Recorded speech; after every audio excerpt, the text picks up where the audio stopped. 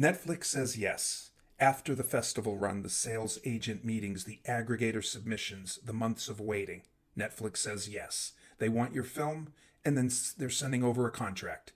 This is the moment every independent filmmaker dreams about. And it is also, if you're not careful, the moment where everything can go quietly and permanently wrong. I'm Sal Fermondi. This is Post Hollywood, Episode 6, Get on Netflix.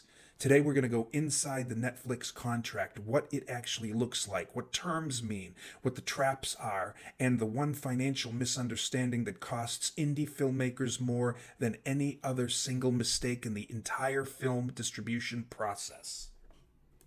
By the end of this episode, you'll know exactly what you're agreeing to when you sign a Netflix licensing deal and exactly what to push back on before you do.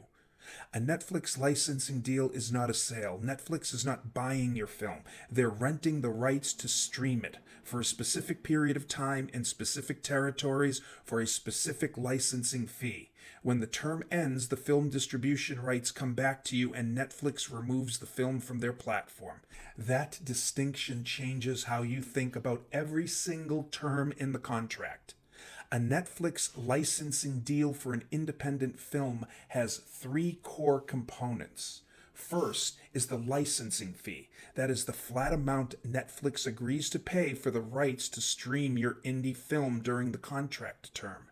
In episode 3, we talked about a real deal, $15,000 per year, 2-year term, $30,000 gross, for a film that generates over 120,000 viewer ratings. That's not an outlier in film distribution. That's closer to the norm for independent films without a major star power behind it or a festival pedigree. A Sundance indie film commands more. Worldwide film distribution rights pay more than a single territory, obviously. But the range for most independent films is more modest than most filmmakers expect. The second is territory.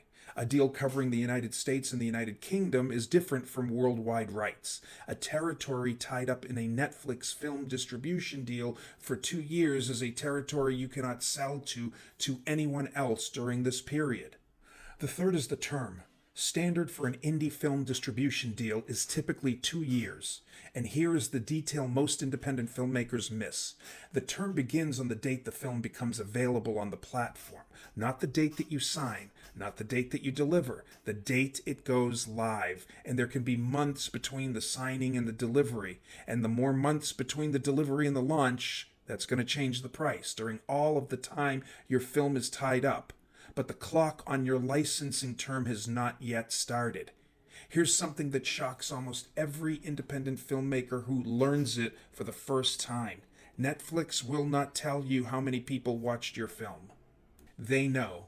They know down to the minute how long each subscriber watched your indie film, on which device, in which country, whether they finished it or abandoned it halfway through. This data is extraordinarily detailed. Netflix uses every piece of it to make content acquisition decisions. They just will not share it with you, period. In recent years, they've begun releasing some aggregate data through their public top 10 lists, but these releases don't give you title-specific, territory-specific, demographic data that will let you truly evaluate how your film performed. The filmmaker behind Episode 3's deal, the one we discussed, the 120,000 viewer ratings, did not learn that number from Netflix. He learned it from the public rating display on the platform itself. Why does this matter for every independent filmmaker navigating film distributions? 3 reasons. First, it makes it extremely difficult to evaluate whether your Netflix deal was worth it relative to other film distribution options. Second, it makes it impossible to use your Netflix performance as data points in future distribution conversations unless Netflix chooses to share it. And third, the audience you build on Netflix is Netflix's audience, not yours. They know who those people are. You do not.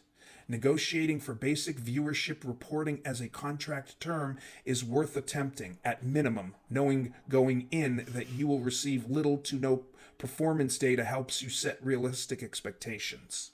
When Netflix licenses your film, they want it exclusively. During the term your Netflix deal, your film cannot be on any other streaming platform in the licensed territory. Not Amazon Prime, not Apple TV, not Hulu. not any subscription, rental, or purchase platform, without Netflix's explicit permission.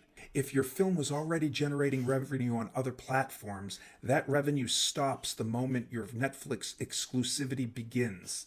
The Netflix licensing fee has to more than compensate for everything you're giving up across all of those other channels for the entire term of the deal. Do that math before you sign, not after.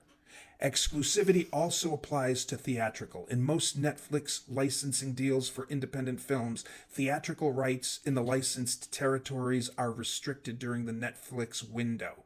If you had plans for a limited theatrical run in a territory covered by your Netflix deal, that run is likely gone unless it was specifically carved out in the contract before signing. Now, what happens when the deal ends? The film distribution rights revert to you and Netflix removes your film from the platform. But 3 details are worth understanding. First, reversion is not automatic in all contracts. Some Netflix deals include renewal options that give Netflix the rights to extend the terms. If your contract includes a renewal option, understand exactly what triggers it and whether you have the right to decline or whether Netflix can exercise it unilaterally. Second, holdback periods. Some Netflix deals restrict you from placing your film on competing platforms for a period even after Netflix removes it. Uncommon in standard indie deals, but worth checking. Third, localization materials. If Netflix paid for dubbing and subtitling your film into 20 languages, those materials are typically Netflix's property. When the deal ends, you do not automatically take those versions with you. The ability to use a film dubbed into 20 languages in your next film distribution deal is worth real money. Whether you can access those materials after the deal ends is a negotiating point most filmmakers never think to raise.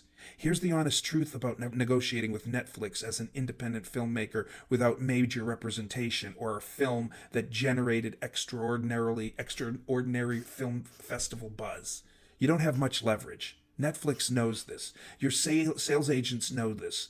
Leverage comes from alternatives, multiple streaming platforms competing to license your indie film, massive festival buzz, a track record for delivering profitable content. If you've done all of those things, the licensing fee is largely what it is. The terms is largely what it is. Those territory scopes is largely what it is. But what you may have more flexibility on are the operational terms. Reversion provisions, renewal options, holdback periods, reporting requirements, localization, material ownership. These are the terms Netflix's standard contract may not have optimized in your favor, because they're not the terms most filmmakers think to push back on. A good entertainment attorney knows which of these are negotiable and how to push without killing the deal. Your first Netflix deal is probably not your best Netflix deal. Jeff Deverett spent 3 films building the relationship and tracking records that finally gave him the leverage to deliver directly to Netflix without going through a distributor. That is not a shortcut story. It's a long game story. Every deal, even an imperfect one, is building the foundation for a better one. Every independent filmmaker who receives a Netflix licensing contract needs to have that contract reviewed by a qualified entertainment attorney before signing anything.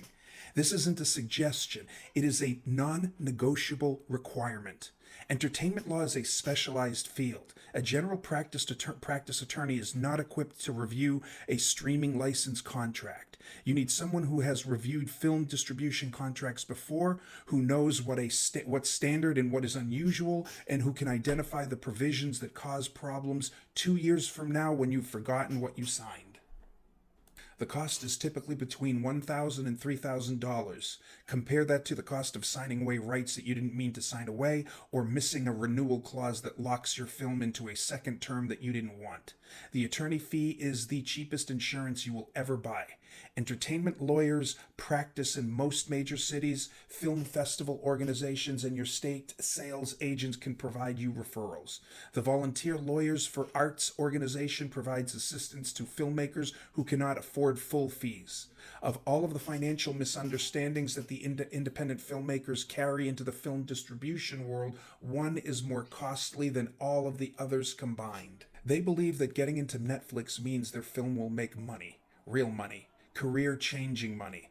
They have a number in their head, 50,000, 100,000, sometimes more.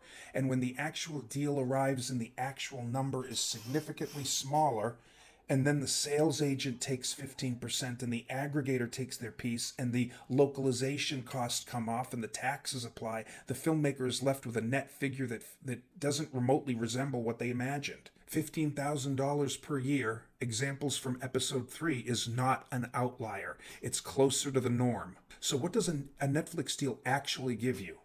Visibility, global reach, a credit that opens doors, a proof point you can use in future film distribution and financing conversations for the rest of your career, an audience larger than most independent films ever find through any other channels. These things have real value. They're not just the same thing as a large check. The filmmakers who build financial sustainability from streaming do it through volume and strategy, multiple films, multiple platforms, multiple territories. A Netflix deal for one film is a milestone. A catalog of films on multiple platforms is a business. 5 things to take away from today. 1. A Netflix deal is a rental, not a sale. Understand that before you read a single clause. 2. Netflix will not share their viewership data. The audience you build on their platform is their audience. Build your own in parallel. 3. Exclusivity is real and broad. Know exactly which film distribution rights you are giving up in which territories for how long before you sign. 4. You have limited leverage on major financial terms. Focus your negotiating energy on the operational terms: reversion, renewal options, holdback periods, localization, material ownership. And 5, get an entertainment attorney, $1,000 to $3,000, the cheapest insurance you will ever buy. Go in with clear eyes. Know what the deal is worth before you sign it. Make sure it's building your career forward, not locking it in place. Tomorrow, our final episode, episode 7, The Real Path Forward. We will pull everything from this series together, the strategic roadmap for what to do next, whether your film is finished, in production, or just still an idea. And I'll show you exactly how the green light engine changes the equation for independent filmmakers who are serious about getting their work seen. Follow me on LinkedIn, Sal Fermandi, so that you don't miss it. The complete written guide that this series is based on, every contract term, every number, every specification, is a free ebook, and you can get it by emailing me at sal@filmmakergenius.com, and I will send you the PDF. I'm Sal Fermandi. This is Post Hollywood. Netflix says yes. Now you know what to do with it.